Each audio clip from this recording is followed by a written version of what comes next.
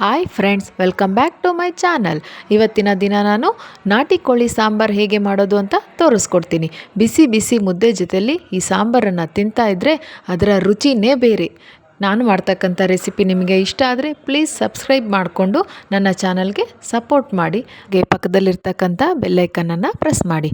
ಈಗ ನಾವು ಮಸಾಲೆ ರೆಡಿ ಮಾಡ್ಕೊಳ್ಳೋಣ. ಇದಕ್ಕೆ 2 ಇಂಚಿನಷ್ಟು ಶುಂಠಿ, 1 ಗೆಡ್ಡೆ ಬೆಳ್ಳುಳ್ಳಿಯನ್ನು ಸಿಪ್ಪೆ ಬಿಡಿಸ್ಕೊಂಡು ರೆಡಿ ಮಾಡ್ಕೊಂಡಿದ್ದೀನಿ. ಒಂದು ದೊಡ್ಡ ಗಾತ್ರದ ಈರುಳ್ಳಿಯನ್ನು ಚಿಕ್ಕದಾಗಿ ಹೆಚ್ಕೊಂಡಿದ್ದೀನಿ.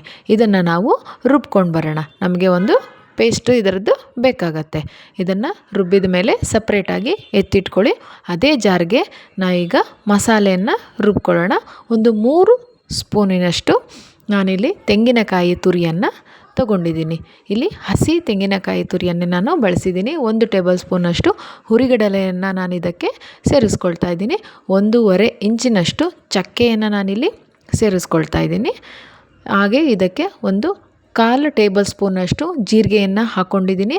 1/4 ಟೇಬಲ್ ಸ್ಪೂನಷ್ಟು ಮೆಣಸನ್ನು ನಾನಿಲ್ಲಿ ಹಾಕ್ಕೊಂಡಿದ್ದೀನಿ. 4 ಲವಂಗ, 2 ಏಲಕ್ಕಿ ನಮಗೆ ಬೇಕಾಗುತ್ತೆ. ಈಗ ನಾನು ಇದಕ್ಕೆ 1 ಟೇಬಲ್ ಸ್ಪೂನಿನಷ್ಟು ಗಸಗಸೆಯನ್ನು ನಾನು ಇದಕ್ಕೆ ಸೇರಿಸ್ಕೊಳ್ತಾ ಇದ್ದೀನಿ. ಆಮೇಲೆ ಇದಕ್ಕೆ 1 ಇಡಿಯಷ್ಟು ಪುದೀನ ಎಲೆಗಳನ್ನು ನಾನು ಇದಕ್ಕೆ ಸೇರಿಸ್ಕೊಳ್ತಾ ಇದ್ದೀನಿ. ನಂತರ ಸ್ವಲ್ಪ ಕೊತ್ತಂಬರಿ ಸೊಪ್ಪನ್ನು ನಾನು ಕೂಡ ಇದಕ್ಕೆ ಹಾಕ್ಕೊಳ್ತಾ ಇದ್ದೀನಿ. ಈಗ ನಾವು ರುಬ್ಕೊಳ್ಳೋಕ್ಕೆ ಎಷ್ಟು ಬೇಕಾಗುತ್ತೋ ಅಷ್ಟು ನೀರನ್ನು ಹಾಕಿಬಿಟ್ಟು ಇದನ್ನು ಚೆನ್ನಾಗಿ ಪೇಸ್ಟ್ ಮಾಡ್ಕೋಬೇಕಾಗತ್ತೆ.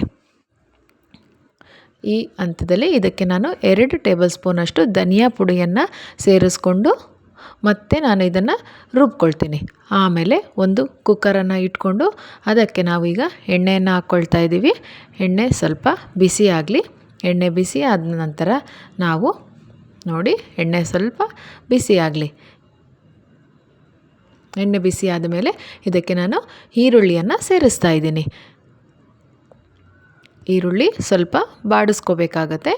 ಈರುಳ್ಳಿ ಎಲ್ಲ ಸ್ವಲ್ಪ ಬಾಡಿದ ಮೇಲೆ ನಾನು ಇದಕ್ಕೆ ಒಂದು 10-15 ಎಲೆಗಳಷ್ಟು ಪುದೀನನ ನಾನು ಹಾಕ್ಕೊಳ್ತಾ ಇದ್ದೀನಿ. ಆಗಲೇ ರುಬ್ಕೊಳ್ಳೋಕ್ಕೂ ಹಾಕ್ಕೊಂಡಿದ್ದೆ ಅಲ್ವಾ, ಹಾಗಾಗಿ ಇದಕ್ಕೆ ಒಂದು ಸ್ವಲ್ಪ ಸೇರಿಸ್ಕೊಳ್ತಾ ಇದ್ದೀನಿ. ಫ್ಲೇವರ್ ತುಂಬ ಚೆನ್ನಾಗಿರುತ್ತೆ. ನಾನು ಇದಕ್ಕೆ ಈಗ 1.5 kgಯಷ್ಟು ನಾಟಿ ಕೋಳಿಯ ಮಾಂಸವನ್ನು ಹಾಕ್ಕೊಂಡಿದ್ದೀನಿ. ಇದು ಅರಿಶಿಣವನ್ನು ಹಾಕಿ ಕ್ಲೀನ್ ಮಾಡಿರೋದ್ರಿಂದ ನಿಮಗೆ ಆ ಬಣ್ಣ ಕಾಣಿಸ್ತಾ ಇದೆ ನೋಡಿ. ಈ ರೀತಿಯಾಗಿ ಈಗ ಹಾಕ್ಕೊಂಡು ಅದನ್ನು ಚೆನ್ನಾಗಿ ಕೈ ಆಡಿಸ್ಕೊಳ್ಳಿ. ಇಲ್ಲಿ ನಾನು ಉಪ್ಪು ಏನನ್ನೂ ಹಾಕಿಲ್ಲ, ಓನ್ಲಿ ಚಿಕನನ್ನು ಮಾತ್ರ ಹಾಕಿದ್ದೀನಿ. ಈ ಹಂತದಲ್ಲಿ ಚಿಕನನ್ನು ನಾವು ಚೆನ್ನಾಗಿ ಬೇಯಿಸ್ಕೊಳ್ಬೇಕಾಗತ್ತೆ. ನಾವು ಈಗ ಇದಕ್ಕೆ ಒಂದು ಲಿಡ್ ಕ್ಲೋಸ್ ಮಾಡಿಬಿಟ್ಟು ಸ್ವಲ್ಪ ಹೊತ್ತು ಹಾಗೇ ಬೇಯಿಸ್ಕೊಳ್ಳೋಣ. ನೀರನ್ನು ಏನು ಕೂಡ ನಾನು ಇಲ್ಲಿ ಸೇರಿಸಿಲ್ಲ ನೋಡಿ. ಚಿಕನ್ ಬೆಂದ್ಬಿಟ್ಟು ಎಣ್ಣೆ ಬಿಟ್ಕೊಳ್ತಾ ಇದೆಯಲ್ಲ, ಈ ಹಂತದಲ್ಲಿ ನಾವು ಈರುಳ್ಳಿ, ಶುಂಠಿ, ಬೆಳ್ಳುಳ್ಳಿ ಪೇಸ್ಟ್ ಮಾಡಿಟ್ಕೊಂಡಿದ್ವಲ್ವ ಮೊದಲೇ, ಅದನ್ನು ನಾವು ಸೇರಿಸಬೇಕಾಗತ್ತೆ. ಇದಕ್ಕೆ ಸೇರಿಸ್ಬಿಟ್ಟು ಚೆನ್ನಾಗಿ ಕೈ ಆಡಿಸಿ ಆ ಈರುಳ್ಳಿ, ಶುಂಠಿ, ಬೆಳ್ಳುಳ್ಳಿ ಏನು ಪೇಸ್ಟ್ ಇತ್ತಲ್ವ ಅದರ ಹಸಿ ವಾಸನೆ ಪೂರ್ತಿಯಾಗಿ ಹೋದ್ಮೇಲೆ ನಾವಿದಕ್ಕೆ 4 ಟೇಬಲ್ ಸ್ಪೂನ್ನಷ್ಟು ಖಾರದ ಪುಡಿಯನ್ನು ಹಾಕ್ತಾಯಿದ್ದೀನಿ.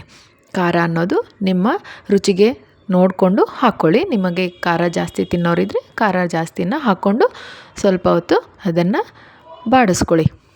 ನೋಡಿ, ಈಗ ನಮಗೆ ಕಲರ್ ಎಷ್ಟು ಚೆನ್ನಾಗಿ ಬಿಟ್ಕೊಂಡಿದೆ, ಎಣ್ಣೆ ಎಲ್ಲ ಬಿಟ್ಕೊಂಡು ಬರ್ತಾ ಇದೆ ಅಲ್ವಾ.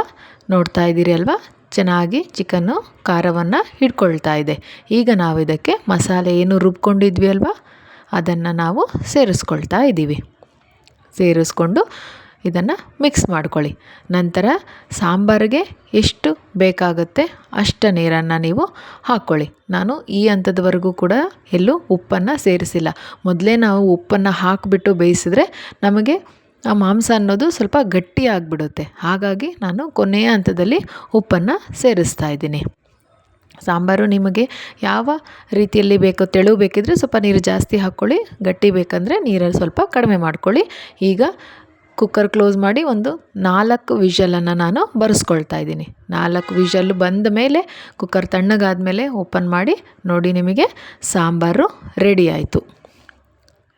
ಘಮ ಘಮ ಅಂತ ನಾಟಿ ಕೋಳಿನ ಸಾಂಬಾರು ತಿನ್ನೋಕ್ಕೆ ರೆಡಿಯಾಗಿದೆ ಅಲ್ವಾ. ನೀವು ಇದನ್ನು ಮುದ್ದೆ, ಅನ್ನ, ಚಪಾತಿ ಯಾವುದ್ರ ಜೊತೆಲಾದರೂ ಕೂಡ ತಿನ್ಕೋಬೋದು.